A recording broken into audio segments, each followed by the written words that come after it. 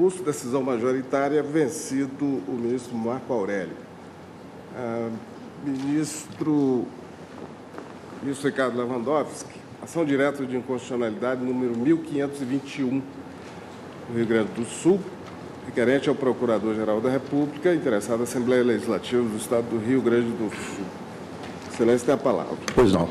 Senhor presidente, peço licença para fazer um resumo do relatório que já foi distribuído aos eminentes pares, e eu também estou distribuindo o meu voto. É uma impugnação a uma emenda constitucional do Rio Grande do Sul, que trata da criação, disciplina e extinção de cargos em comissão na esfera dos poderes locais. Eu estou analisando artigo por artigo, dispositivo por dispositivo, que forem impugnados, mas estou aberto a eventual, enfim, orientação diversa por parte do plenário. Então, está sendo impugnada a emenda constitucional número 12, de 95, do Estado do Rio Grande do Sul, que trata justamente da criação de cargos. Ela, em resumo, os argumentos do requerente, que é o Procurador-Geral da República, ele se resume à ofensa à reserva de iniciativa legislativa na matéria, transgressão à competência legislativa derivada, violação ao artigo 37(2) da Constituição Federal, ofensa a direito adquirido, afronta ao sistema constitucional de harmonia entre os poderes e autonomia do Ministério Público. E digo, então, que já houve uma medida cautelar que ficou sob a relatoria do ministro Marco Aurélio, que instruiu o processo, solicitou as informações necessárias e, em seguida, eu consigno, senhor presidente, que em 12/3/97, o plenário da Corte, na medida cautelar, deferiu a suspensão do artigo 4º e da expressão 4e, constante do artigo 6º da emenda contestada, e julgou prejudicado o pedido de suspensão cautelar das alíneas A e B de seu artigo 7º e indeferiu o pedido quanto aos demais dispositivos, e cito o acórdão aqui. Em seguida, eu digo que a procedência, a Procuradoria-Geral da República opinou pela procedência parcial do pleito, reiterando aquilo que veiculou na inicial, e a Assembleia Legislativa, instada a manifestar-se sobre a vigência dos atos impugnados, informou que o artigo 7º-A da emenda constitucional 12, ora impugnado, foi alterada pela emenda constitucional 1497, permanecendo incólumes os demais dispositivos impugnados. Bem, então, o meu voto, que está nas mãos de vossas excelências, é o seguinte: inicialmente recordo que, por ocasião da análise da medida cautelar, essa Suprema Corte deferiu a suspensão cautelar do artigo 4º e da locução 4e, que consta do artigo 6º da emenda constitucional impugnada, e julgou prejudicado o pedido de suspensão cautelar das alíneas A e B de seu artigo 7º e indeferiu quanto os demais dispositivos, a saber, os artigos 1, 2, 1º, 2º, 3º, 4º e 5º, A e B, além da parte do artigo 6º. O artigo 7º, como foi visto, depois foi modificado pela emenda constitucional 1497. Então, passo a análise de cada um dos artigos impugnados. No artigo 1º, que eu transcrevo, que tem esta redação, eu digo o seguinte: quanto ao artigo 1º da emenda, que acrescentou os parágrafos 4º, 5º ao artigo 20 da Constituição do Estado do Rio Grande do Sul, tenho que a decisão proferida em sede cautelar deve subsistir. A relatoria foi do ministro Marco Aurélio, ou seja, não há qualquer mácula nesses dispositivos. O parágrafo 4º disciplina a destinação no Estado dos cargos em comissão, transmissão das diretrizes políticas para execução administrativa ou assessoramento.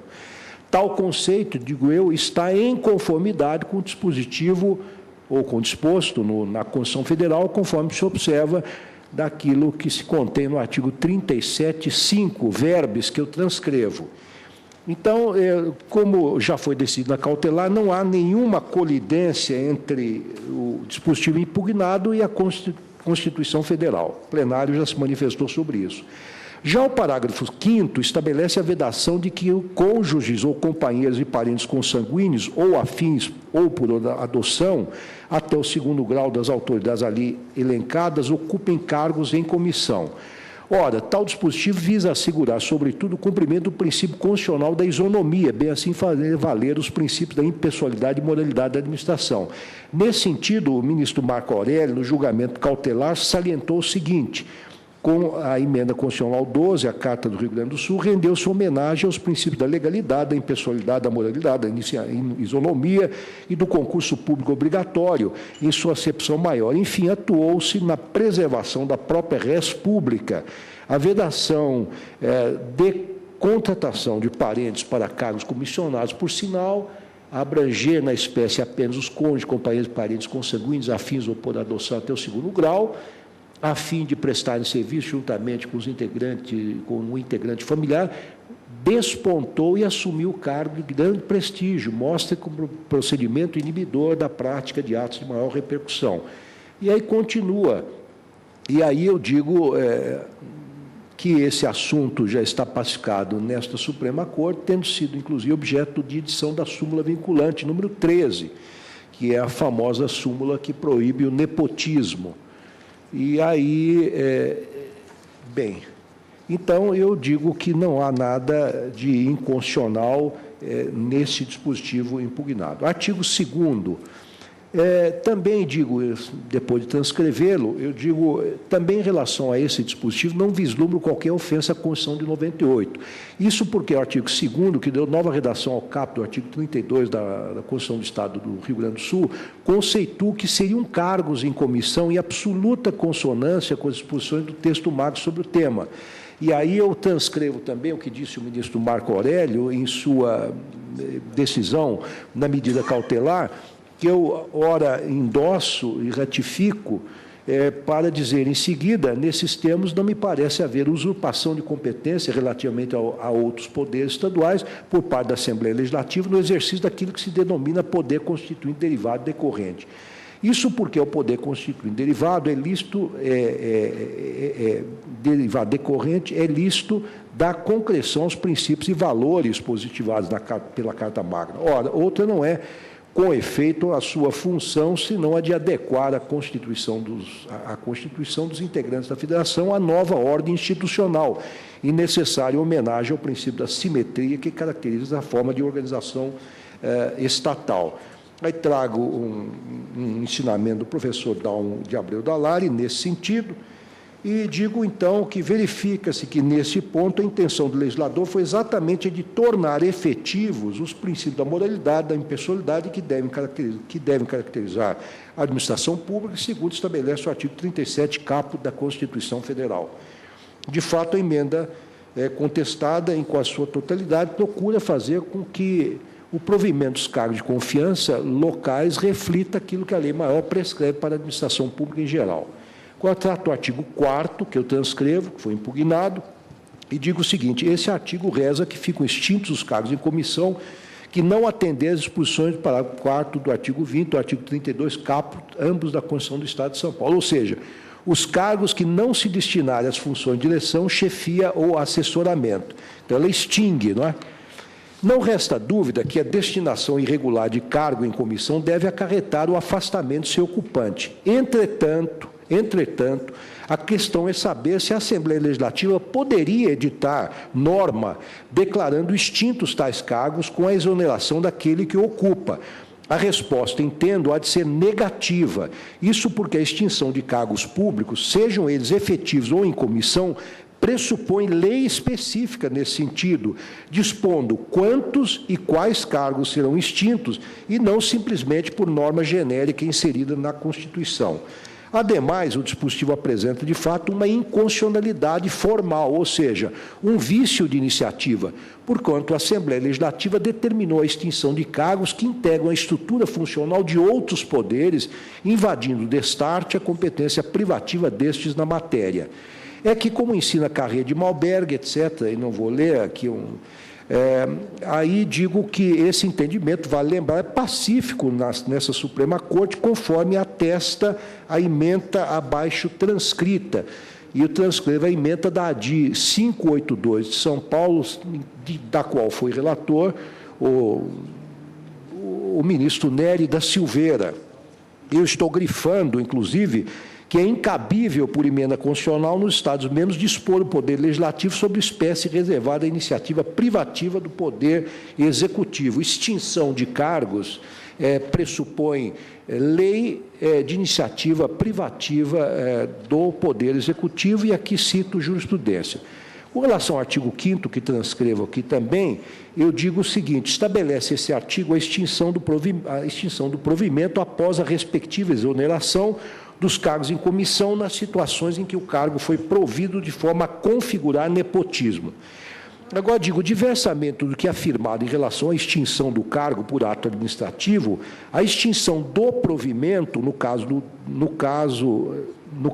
do nepotismo, aqui é um errinho, prescinde de lei, porquanto a proibição de ocupá-lo decorre da própria Constituição. Nessa linha, por ocasião da ADC 12 do Distrito Federal, o relator ministro Aires Brito, eu assentei, inclusive aqui transcrevo um trecho do meu voto, dizendo que o que se contém no artigo 37 da Constituição, sobretudo o que diz respeito à vedação do nepotismo, é auto-aplicável. Então, digo que, nesse caso, aí não há nenhum conflito com a Constituição. Artigo 6º, transcrevo também, aqui digo, esse dispositivo é uma decorrência lógica dos artigos 4º e 5º, pois determina que os chefes dos respectivos poderes emitam atos administrativos para o cumprimento do que neles se contém. Ocorre que, em razão da inconstitucionalidade, a meu ver, do artigo 4º, a inconstitucionalidade de expressão 4º é mera consequência lógica daquele primeiro vício, uma vez que a extinção do cargo depende de lei específica, não podendo ocorrer por meio de ato administrativo. Pelo mesmo motivo, não pode subsistir a expressão, inclusive, de extinção de cargos em comissão e de exoneração. Quanto ao parágrafo único do artigo 6º, entendo que lhe deva ser dada interpretação conforme a Constituição, pois a delegação pelo governador dos atos nele previstos só poderá ocorrer no âmbito do Poder Executivo. Isso porque, evidentemente, configuraria ingerência indevida nos demais poderes a delegação pelo governador de atos de competência exclusiva do Judiciário e do Legislativo. Artigo 7º, essa emenda, já transcrevo, né, e digo que a emenda constitucional 14 de 97 do Rio Grande do Sul deu nova redação à linha A do artigo 7º, que passou a vigorar com a seguinte redação, que transcrevo. Embora o dispositivo impugnado tenha sofrido alteração, a jurisprudência desse tribunal, a partir do julgamento da ADI 932 de São Paulo, de minha relatoria, firmou-se no sentido de que a revogação do texto impugnado não prejudica a ação direta de inconstitucionalidade, conforme se observa da notícia veiculada no informativo 613, verbes, que eu transcrevo, um longo trecho, peço licença para não lê-lo. Observa, ademais, que o artigo 7º-A só tem razão de ser se mantido íntegro, se subsistisse o artigo 4º. Isso porque, declarado inconstitucional o artigo 4º, é imperiosa a declaração de inconstitucionalidade do artigo 7º-A por arrastamento, ainda que a emenda constitucional 14 lhe tenha dado nova redação, por configurar dispositivo que guarda inteira dependência normativa com aquele. Essa é a lição da doutrina, também valendo citar, dentre outros, o ensinamento do ministro Gilmar Mendes, veiculado em sede acadêmica, que transcrevo aqui. Quanto ao artigo 7º-B, não há qualquer razão para declará-lo inconstitucional, uma vez que dispõe, falta um quê aqui, uma vez que dispõe sobre a vigência de dispositivo considerado constitucional. Isso posto, julgo parcialmente procedente esta ação direta de inconstitucionalidade para, nos termos do decidido em sede de medida liminar, declarar inconstitucional o artigo 4º, bem como as expressões 4º-E, inclusive distinção de cargos em comissão e de exoneração, constante do artigo 6º, ambos da emenda constitucional 12 de 13 de dezembro de 95 do Estado do Rio Grande do Sul. Confiro ainda a interpretação conforme ao parágrafo único do artigo 6º, para abranger apenas os cargos situados no âmbito do Poder Executivo. Julgo, ademais, inconstitucional por arrastamento o artigo 7º-A do referido diploma, como voto. Ministro Teori. Estou de acordo, senhor presidente. Ministra Rosa. Da mesma forma, presidente. acompanho, louvando os atores. Ministra Rosa, Ministro Fux, microfone. Presidente, estou de acordo, mas peço a Vossa Excelência que aguarde a chegada do ministro Dias Toffoli para dar quórum. Sim, ele está vindo. Estou de acordo.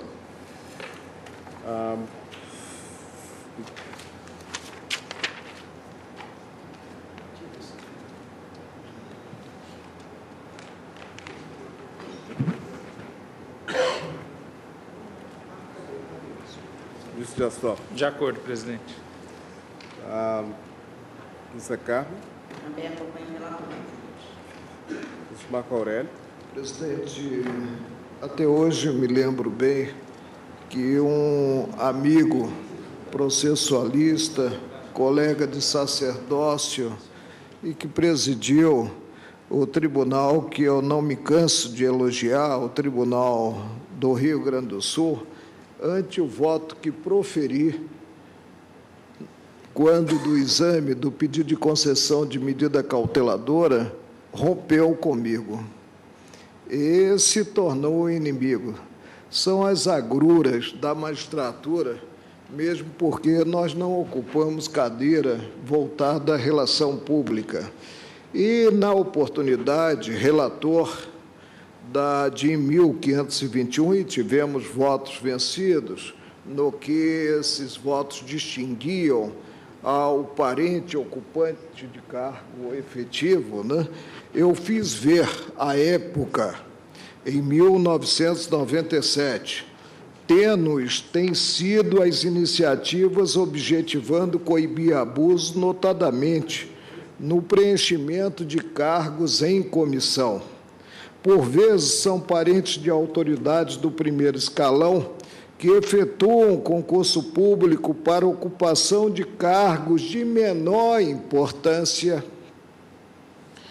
inclusive os situados na base da pirâmide hierárquica, para seguir, à mercê de apadrinhamento revelador de nepotismo, chegarem a cargos de maior ascendência, quer sob o ângulo da atividade desenvolvida, quer considerada a remuneração. Outras vezes ocorre a nomeação direta para o cargo em comissão, surgindo com isso, em detrimento do quadro funcional que prestou o concurso, aqueles que se diferenciam em dose elevada pelo chamado QI, sigla irônica que resume a expressão quem indica. A origem dessa situação é remota, com raízes fincadas no período de colonização.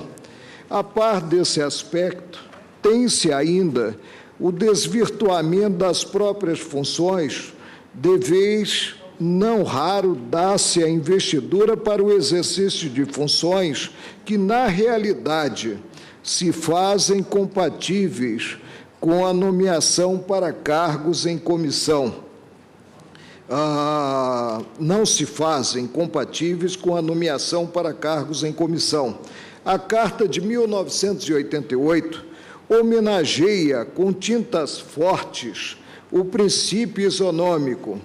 Além da regra geral do artigo 5º, tem-se ainda específica, reveladora de que os cargos, empregos e funções públicas são acessíveis aos brasileiros que preencham os requisitos estabelecidos em lei, devendo a investidura, excetuada a hipótese de cargo em comissão assim declarado em lei, ser precedida do concurso público de provas e títulos.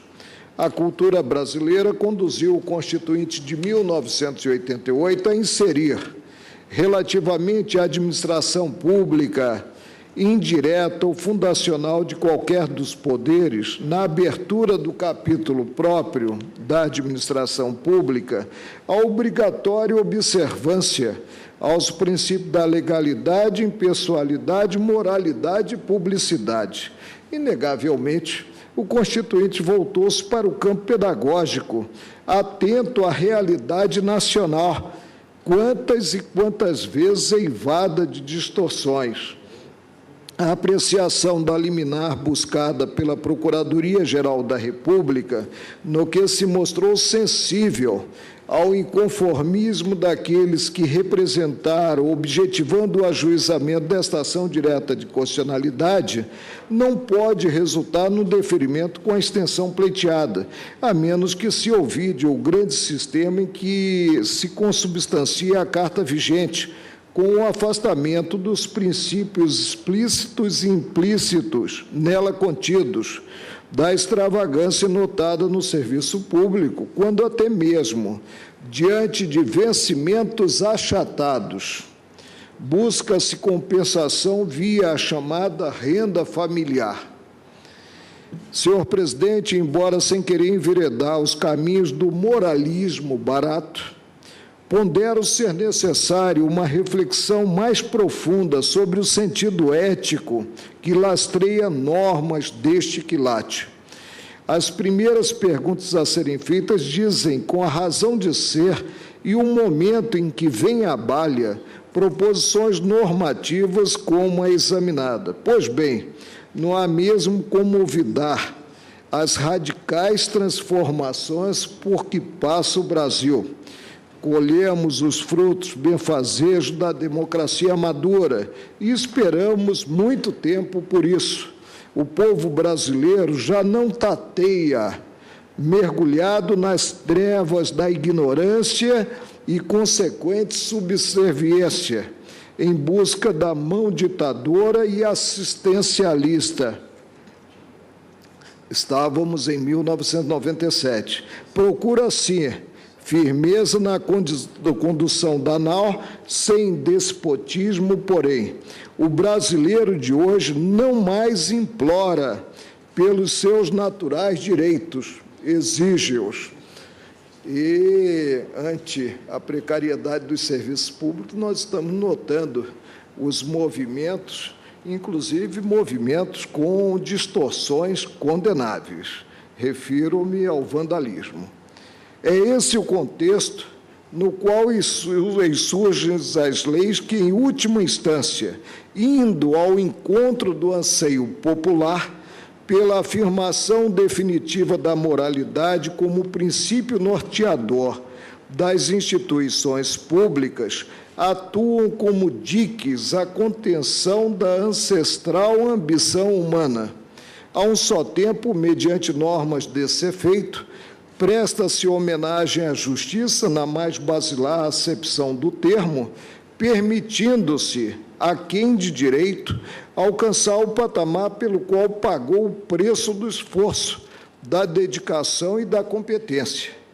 Por outro lado, usando da cartilha dos diletantes do neoliberalismo, tão em voga nas altas esferas dirigentes do país, cabe lembrar que o mérito é a fórmula eficiente para chegar-se à qualidade total desejada aos serviços públicos ditos essenciais. Ora, como é possível compatibilizar tais assertivas com a possibilidade de nomeação de parentes próximos para ocupar importantes e até estratégicos cargos de direção nas repartições públicas comandadas pelo protetor? Ressalvo que, de modo algum, estou a menosprezar a capacidade desse ou daquele. A ênfase é outra. Cuida-se aqui de evitar facilidades óbvias, bem ao gosto das medidas profiláticas. Até porque quem merece não precisa de favores. Quem faz por onde insiste, faz questão de demonstrar que veio num ritual típico da vaidade humana, buscando cargos elevados em entidades onde parente próximo não possui influência maior. Reitero, presidente, essa ótica e já agora confortado pela existência de um verbete vinculante de súmula do próprio Supremo que expungiu e proclamou aos quatro ventos que o nepotismo não se coaduna com os ares democráticos decorrentes da Carta de 1988. Farei transcrever nesse voto aquele que proferir quando do implemento da medida cauteladora, acompanhando com isso o ministro relator. Também eu acompanho o relator e proclamo o resultado. Ação direta julgada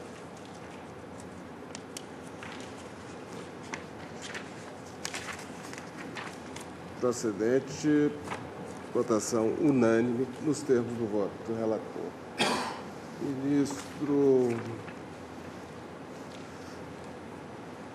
Ministro Teori Zavascki. Mandado de injunção número 2.693, impetrante Marina Elisete Joaquim, impetrado presidente do Senado Federal, presidente da Câmara dos Deputados, interessado município de Marília. Senhor presidente, a questão aqui é simples. O ministro Aires Brito, relator original desse mandado de injunção, acolheu em parte o pedido por decisão monocrática. Se trata de um mandado de injunção relativamente ao artigo 50, aplicando o artigo 57 da Lei 8.213, a falta de legislação específica sobre a aposentadoria especial do servidor público, a matéria de mérito é bem conhecida. Contra essa decisão monocrática do relator, o município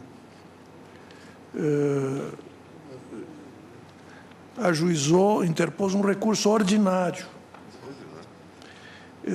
O meu voto é no sentido de não conhecer desse recurso ordinário, porque não é adequado, e cito aqui a jurisprudência do tribunal em casos semelhantes, em que se diz que, diante da magnitude do equívoco, seria impossível aplicar aqui o princípio da fungibilidade. E, ademais, haveria um outro óbice ao princípio da fungibilidade, que é a perda do prazo. Mesmo que se considerasse o prazo do agravo regimental, que seria o recurso adequado, e considerado em dobro, ainda assim esse recurso ordinário foi interposto fora de prazo. De modo que, não sendo possível a aplicação do princípio da fungibilidade, eu não conheço do recurso. Esse é o voto preliminar. Ministra Rosa. Senhor presidente, até pela impossibilidade, né, de acionarmos o princípio da fungibilidade, como bem destacado pelo eminente relator, seja pela magnitude do equívoco, seja pela intempestividade. Ministro Fux. Com o relator. Ministro Gestual. Ministra Carmen Lúcia. Com o relator, presidente. Ministro Gilmar Mendes. De acordo. Presidente, um erro grosseiro. Quando o ministro Aires Brito atuou e julgou no campo monocrático, o fez personificando o tribunal. E contra essa decisão não é cabível o recurso ordinário, mas sim seria cabível o regimental. E ressaltou muito bem o relator que, de qualquer forma, o prazo estaria já escoado do regimental. Acompanho Sua Excelência não conhecendo o recurso. Também eu não conheço o recurso. Senhor presidente, perdão, não, é que eu estava fora, tive que atender emergencialmente advogados que têm que se retirar, mas eu estou a par, ouvi parte da argumentação de Sua Excelência, me informei com o colega Toffoli sobre a conclusão, quer dizer que estou inteiramente de acordo com o eminente relator. Portanto, a proclamação é não conhecido do recurso, não conhecido, decisão unânime. Ministro, para continuação, ministro Gilmar Mendes.